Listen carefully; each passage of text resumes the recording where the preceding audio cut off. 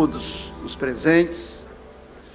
Não vou fazer saudações individualizadas, eu acho que na pessoa do Léo, eu queria saudar aos empresários, aos familiares aqui presentes e saudar os dois palestrantes que me antecederam com belíssimas exposições, né? O William Vac, que eu não sei se ainda está entre nós, acho que não, e o Bernardinho. A minha primeira palavra aqui é na direção da instituição que nos organiza no dia de hoje. Nós estamos aqui, entre outras coisas, celebrando 60 anos de FINDS. E eu queria voltar atrás na história do Espírito Santo, lembrando as palavras de um ex-governador, Jones dos Santos Neves, que, refletindo sobre o nosso Estado e sobre o rumo da cafeicultura, na época, uma monocultura no Espírito Santo, ele escreveu e falou que os ramos dos cafezais se mostravam insuficientes para suportar o desenvolvimento das terras capixabas. Nós estamos vivendo, naquele momento, uma crise de comércio internacional de café. Nós tínhamos uma economia com monocultura, praticamente, e ele falou e a FINDS articulou, né? Então, celebrar esses 60 anos é celebrar uma caminhada. A FINDS, naquele momento, trouxe inteligências para o seu meio. Eu cito aqui, com muito carinho, a figura que nos deixou há poucos dias, Eliezer Batista, e, ao citá-lo, eu queria citar todos daquele tempo. E aí nós traçamos uma nova história econômica do Espírito Santo, dentro da FINDS, né? Então, assim, eu queria pedir uma salva de palmas para essa história, essa linda história, que é uma história de liderança, que é uma história de exercício de liderança, né? Poucos aqui viveram, quase nenhum dos que estão na minha frente, mas o Estado viveu a erradicação dos cafezais, no início da década de 60. Os dados que eu já li, quando estava no curso de Economia, esse momento foi o pior momento da história do Espírito Santo. Foi a maior crise social da história do nosso Estado. Nós tivemos um deslocamento da nossa população do interior para a Grande Vitória e para o Rio de Janeiro. Nós viramos estatísticas, nós capixabas, nas favelas do Rio de Janeiro nesse período. Olhar esse tempo e olhar o que nós estamos vivendo hoje, uma economia que foi se diversificando, buscando identificar potencial e transformando o potencial em oportunidade, emprego, renda e assim por diante. É dessa forma que eu quero iniciar as minhas palavras, celebrando 6 décadas de caminhada, porque eu acho que isso motiva, mas não motiva de uma maneira abstrata, motiva com os 2 pés fincados no chão e na realidade, né? Então, eu queria fazer essa observação. Queria passear rapidamente pelas 3 palavras que me antecederam. Vou de trás para frente, né? Eu acho que a palavra do Bernardinho, ela trabalha de uma maneira espetacular,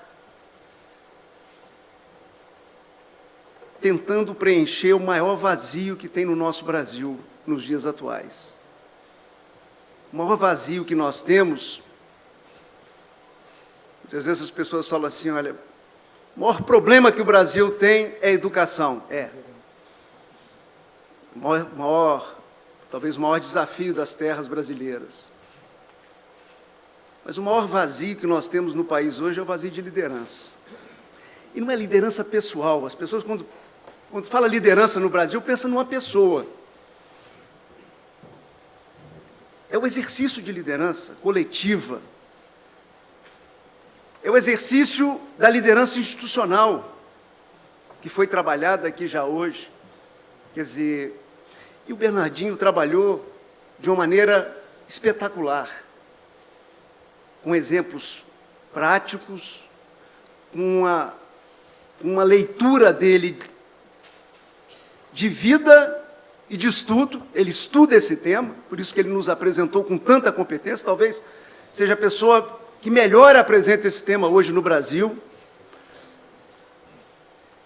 E eu estou vindo de trás para frente porque, assim, quer dizer, nós temos um vazio de liderança no país, mas nós temos capacidade de forjar liderança. Então, assim, quando a gente pega a última palestra e pega a primeira palestra, que ele falou que ia fazer uma introdução, mas fez uma palestra aqui para a gente, quer dizer, a gente pega a palavra do Léo, e eu fiquei brincando com a Patrícia, está preparado para me substituir.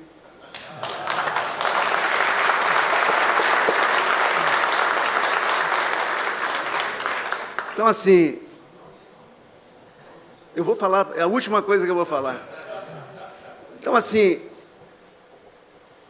no âmbito de vocês, aonde se forjou esse futuro que nós estamos vivendo no Espírito Santo, dessa economia que vai para um processo de diversificação, diversos ex-presidentes da FINDES aqui, que foram homenageados ontem, inclusive, mas nós temos um jovem que já vai se desenvolvendo e pode virar uma aposta para todos nós. É isso que nós precisamos, do ponto de vista individual e coletivo. Não sei se eu estou sendo compreendido por vocês. Isso aqui é uma instituição.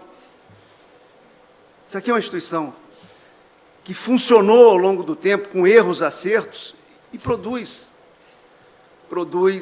resultados.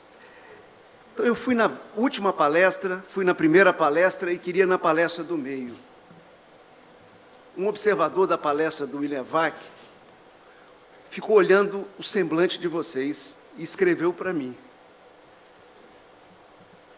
Vocês ficaram apavorados em ouvir o William Vac. Pena que ele não está aqui para me ouvir agora.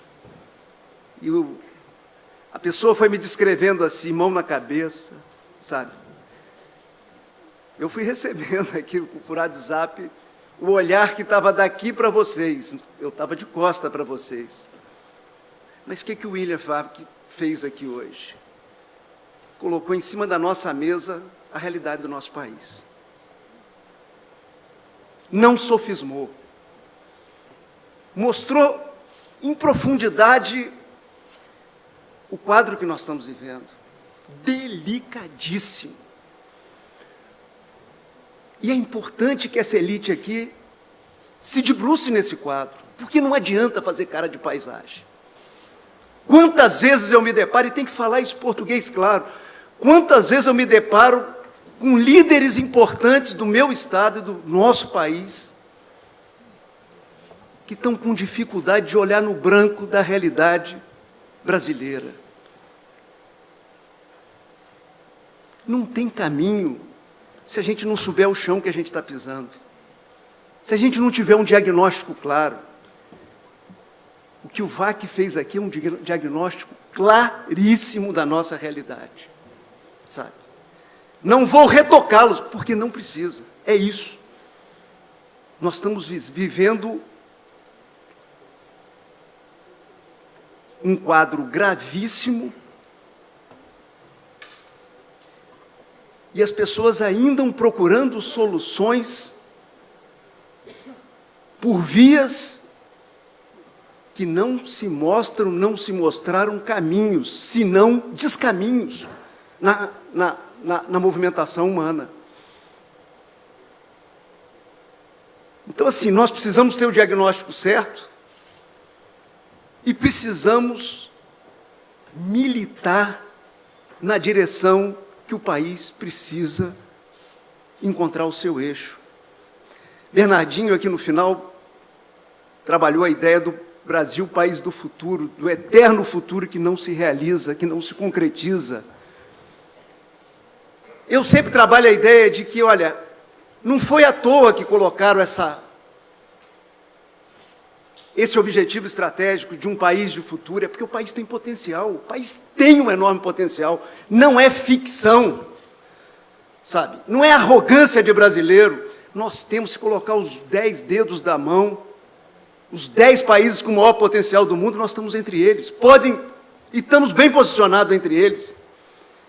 A pergunta que não cala é por que, com tanto potencial, a gente não consegue transformar esse potencial em oportunidades para o nosso povo, para a nossa gente. E é claro, olha o diagnóstico do VAC, olha o caminho que o país está querendo tomar. Com esse diagnóstico, o país está flertando com Bolsonaro, com Lula. Olha quem está liderando pesquisa. Então, está claro por que a gente não consegue transformar esse potencial em oportunidades. Porque a gente, e aí a elite, parte importante da elite brasileira, flerta permanentemente com soluções que não são soluções, com caminhos que são descaminhos. E agora, de novo, o país numa crise fiscal monumental. Quem pontua em pesquisa hoje é quem está vendendo terreno na Lua.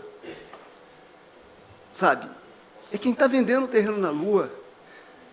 Por isso é que eu puxei palma quando o VAC falou, chutar o pau da barraca. Só que a barraca vai cair em cima da gente. Se é que já não está em cima da gente. Eu não sei mais nem o que está se chutando. Então, assim, eu acho que aqui nós fizemos uma combinação não tão pensada, não tão planejada, essencial. Porque dá para virar esse jogo? Tem tempo para virar esse jogo? Claro que tem tempo para virar esse jogo. Claro que dá para virar esse jogo. Sabe? Vamos achar uma Brastemp agora?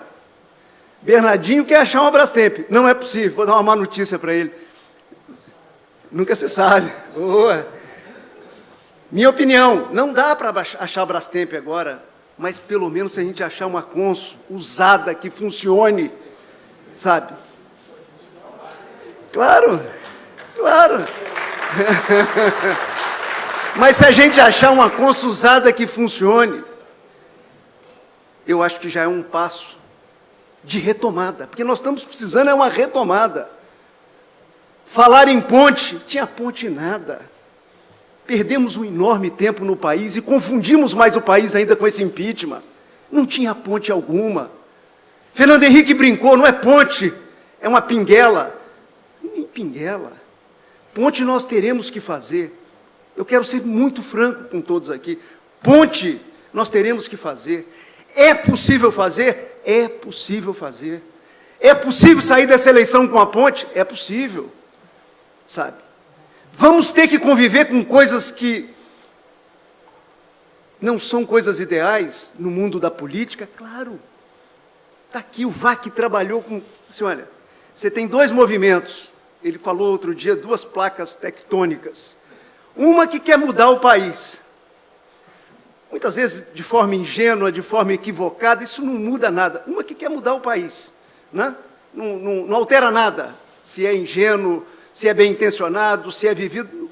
Mas tem uma placa tectônica que quer mudar. A outra, que quer manter. Lei eleitoral, lei partidária, fundo partidário, quer manter o status quo. Não tem jeito, essas placas vão se chocar. Minha opinião é que a prevalência é da placa de manutenção do status quo, e nós vamos ter que trabalhar com um Congresso igual a esse ou um pouquinho pior. É isso que nós vamos ter que trabalhar. É possível trabalhar no país com um Congresso igual a esse ou um pouquinho pior? É possível. Desde que a gente saia, sabe, da fantasia que nós estamos metidos nela enquanto brasileiros, sabe? Encare de frente os problemas que o país tem. O país tem que resolver seu problema fiscal. Ninguém aguenta, gente, gastar 140 bilhões a mais do que tem por ano. Isso vai virar hiperinflação. Não virou ainda pelo tamanho da recessão econômica, que nós ainda não saímos completamente dela. É a maior recessão econômica da nossa história. Por isso é que nós passamos a conviver com inflação baixa, pelo efeito brutal da recessão econômica. O doutor Ilan fez o trabalhinho dele? Também fez. É um bom profissional, eu tenho muito respeito pelo Ilan. Mas o efeito principal, os empresários sabem disso, é o efeito recessivo que tomou conta da economia brasileira. Se a gente não cuidar dessa questão fiscal, não tem nada que fica de pé. Nós vamos ter que mudar essa estrutura previdenciária do Brasil. O nosso Estado, Espírito Santo, que tem uma população pequena comparada com os vizinhos, tem um território menor da nossa vizinhança. Esse ano eu estou tirando da arrecadação do Estado, eu tenho que dizer isso olhando no branco do olho de vocês, eu estou tirando da arrecadação que todos os capixabas estão pagando ao governo do Estado, estou tirando 2 bilhões de um orçamento que chega próximo a 16 bilhões, eu estou tirando 2 bilhões para cobrir o rombo da Previdência dos funcionários públicos do Estado do Espírito Santo. Quantos funcionários aposentados? 33 mil aposentados e pensionistas. Eu estou tirando 2 bilhões para cuidar de 33 mil, que é o rombo da Previdência do Espírito Santo, e eu não tenho 1 bilhão de recursos do Tesouro para fazer investimento nos 78 municípios do Estado do Espírito Santo. Estou dando exemplo para vocês do Espírito Santo, que, segundo o ranking da semana, é o Estado, do ponto de vista fiscal, mais organizado do Brasil. Nós somos o number one, fruto do nosso trabalho, da nossa disciplina, da nossa capacidade de fazer o certo e não fazer o fácil, e não enveredar pelo caminho fácil, da demagogia, do populismo. Nós somos o número 1 em organização. Esse Estado, que é o mais organizado do Brasil hoje, que vai fazer esse ano 1 bilhão de investimentos, 60% com recurso próprio, 40% com operações de crédito. Esse Estado tem uma situação previdenciária como essa descrita por mim. Ou a gente, enquanto sociedade, encara esses problemas e encara de frente, ou não tem jeito. Ontem a Exame publicou, Bernardinho, os 8 estados que viveram a mais dura crise 2015-2016. Acho que Léo já leu essa matéria. E começou a matéria dizendo, dos 8, o que sofreu a crise mais profunda, que teve a maior queda de PIB do país, foi o Espírito Santo, 2015-2016. Brutal, porque somou a crise nacional, o problema da Samarco e o problema da crise hídrica. E com tudo isso, nós não enveredamos pela facilidade de botar culpa na crise e deixar o Estado desorganizar. Vocês sabem que eu estava dentro de um centro cirúrgico quando eclodiu a greve da Polícia Militar. Saí de lá, voltei para o meu estado, reassumi o governo, não fiz o fácil. Aliás, tinha gente da elite que falava, dá um aumentozinho. E eu explicava, o Estado está no limite da lei de responsabilidade fiscal, não tem como dar um aumentozinho nem um aumentozão. O que eu tenho que fazer é aguentar o tranco, conversar com a sociedade, ter a capacidade de falar e não ser ouvido. E essa é uma capacidade que o líder tem que ter, de falar e não ser ouvido. E eu, naquele momento, falei sabendo que não estava sendo ouvido. Mas o líder, na hora que ele fala e não é ouvido, o que ele tem que fazer não é mudar a sua posição quando a sua posição é correta, é arranjar um jeito de falar diferente para ver se consegue tocar a alma das pessoas naquilo que é certo, e foi o que eu fiz. A minha visão naquele momento era o seguinte, água mole em pedra dura, tanto bate até que fura. Tanta gente que não nos compreendeu lá atrás, e eu tenho que dizer isso. Me para na rua, me para no aeroporto agora, me abraça com força, porque viu o que aconteceu com o Rio de Janeiro, a terra do nosso palestrante querido, Bernardinho, viu o que está acontecendo em Minas Gerais, só para falar da nossa redondeza, né? E ver a diferença que é o Espírito Santo. Esse Estado aqui vai ser entregue por mim, com as contas em dia, E alguns daqui já sabem que eu já falei pessoalmente, eu vou deixar de novo dinheiro em caixa limpo para o futuro governador ou governadora do Estado do Espírito Santo. Vai ser o único caso do Brasil, pode ter certeza disso. Vou deixar de novo. Deixei em 2010 uma dinheirama, não dá para deixar aquela dinheirama, porque os tempos são outros, mas vamos deixar dinheiro em caixa. Fizemos ajuste fiscal e mostramos para o Brasil que é possível fazer ajuste fiscal e não ficar parado apenas no ajuste fiscal. Fizemos ajuste fiscal e colocamos o maior programa educacional da nossa história em curso. A Escola Viva é um dos projetos citados aqui pelo Léo, mas o Pacto pela Aprendizagem, junto aos municípios, é outro projeto. Os Jovens de Futuro, que é um projeto que a gente trabalha com o Instituto Unibanco, é outro projeto inovador, mexendo. Em plena crise. Em plena crise, nós estamos reestruturando a saúde pública, a contraprestação de saúde pública com a Rede Cuidar no interior do Estado do Espírito Santo. Em plena crise, nós criamos um programa para os jovens que não estudam e não trabalham. Quando o Bernardinho estava falando aqui sobre o corte no esporte, para levar o dinheiro para o combate à violência.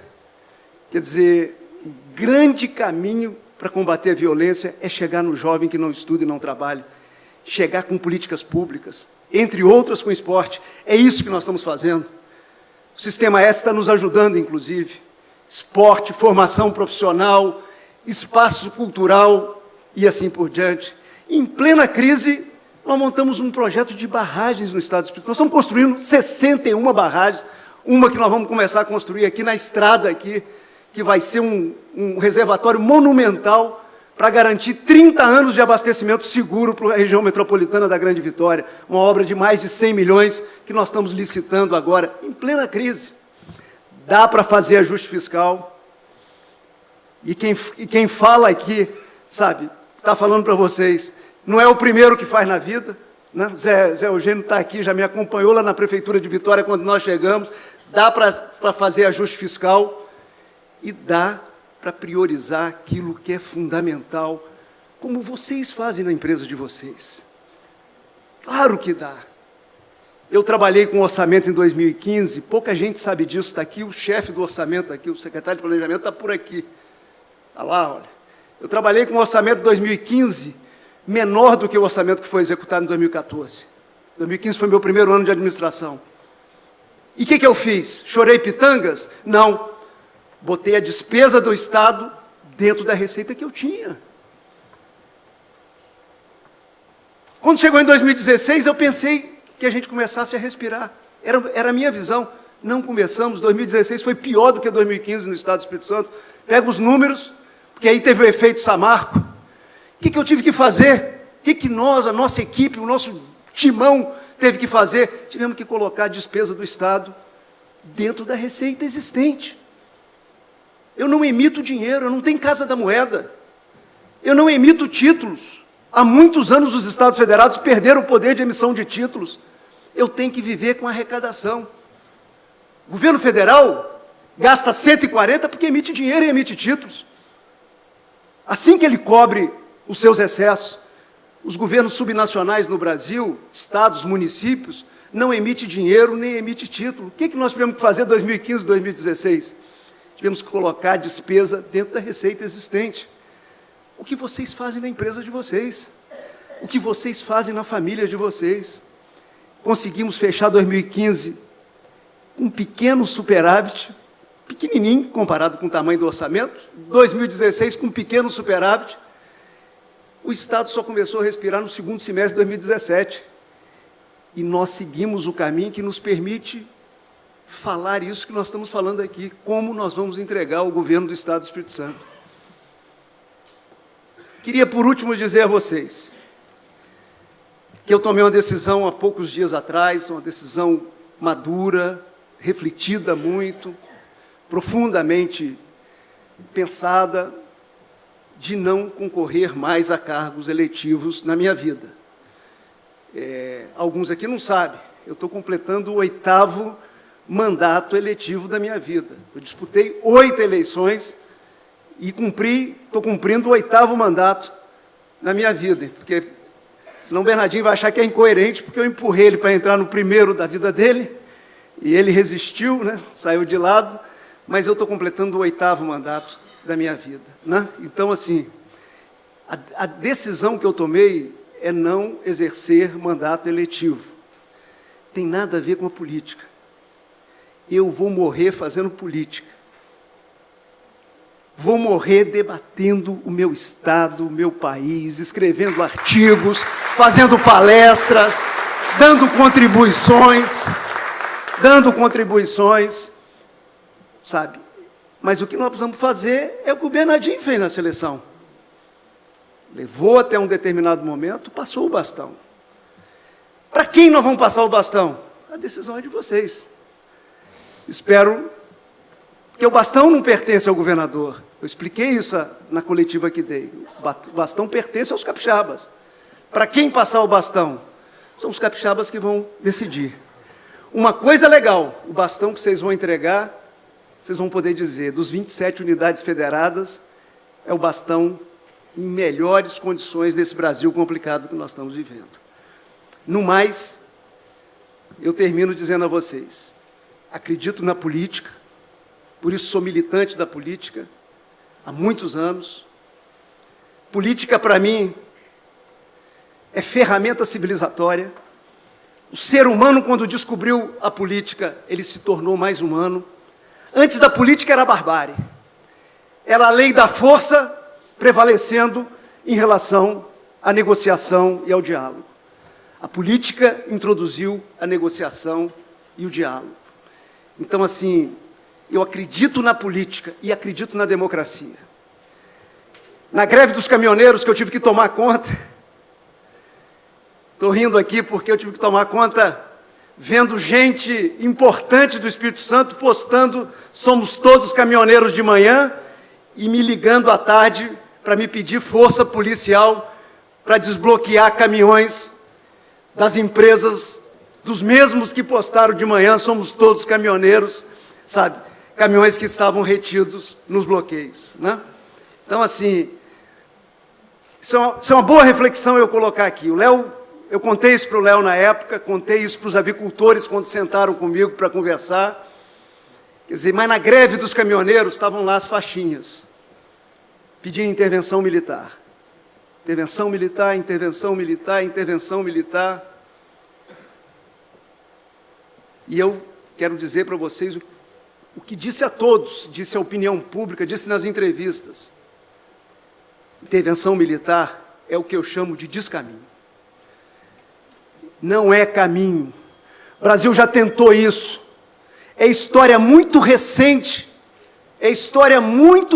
do nosso país, para que a gente não tenha capacidade de sentar com jovens das nossas famílias e conversar sobre o que foi a intervenção militar no país. Isso não é caminho, isso é descaminho. Fernando Henrique escreveu um livro agora, o último livro que ele escreveu, que eu aconselho quem gosta de ler sobre política, eu prescrevo, né? Não sou médico, mas vou prescrever, sou economista, mas estou prescrevendo. Um livro excelente, debatendo a crise que o VAC tratou aqui, a crise da democracia representativa no mundo. Mas ele debate mostrando que o que nós precisamos é, num mundo que se digitalizou, nós precisamos atualizar as instituições democráticas. Não é imaginar que nós vamos pegar um desvio e resolver os nossos problemas. Nós precisamos ter a capacidade intelectual, isso não é um desafio para os brasileiros, é um desafio para o planeta, de ter a capacidade num mundo que está conectado, que todo mundo dá opinião sobre tudo a todo tempo, a gente conseguir atualizar as instituições da democracia representativa. Mas, volto a dizer, é pela política e pela democracia que nós vamos dar rumo ao nosso país. Vou ter candidato a presidente, vou fazer campanha para presidente da República, vou me envolver nesse processo e espero que a gente consiga sair da armadilha que está posta na nossa porta, a armadilha do populismo, a armadilha das soluções fáceis para desafios complexos como esse que nós estamos no Brasil. Os desafios do Brasil são complexos, mas eu digo aqui com muita segurança, com otimismo que me é peculiar, tem conserto. E eu digo a vocês, se a gente já não errar a mão na eleição presidencial, eu acho que já nesses próximos 4 anos, esse país começa a respirar. O mundo quer investir no Brasil. A gente sai, conversa lá fora e os investidores querem vir para cá. Estão com medo por tudo de errado que nós brasileiros fizemos nos últimos anos. Se a gente começar a acertar o passo, o investimento internacional volta com força e volta na área produtiva, que é o que nos interessa, e a gente começa a transformar esse sonho de país do futuro em grandes oportunidades, principalmente para os jovens brasileiros. Que Deus nos ajude, nos ilumine e que a gente tenha a capacidade de fazer o que é principal. Essa turma que está aqui, ao invés de esperar que o Bernardinho resolva, que o Paulo Artung resolva, que o Léo resolva, essa turma que está aqui se levante e faça o exercício de liderança coletiva para dar rumo ao Brasil, para que a gente transforme esse imenso potencial em emprego e renda para o nosso povo. Um abraço a todos, muito obrigado. Parabéns a Findes, viva os 60 anos!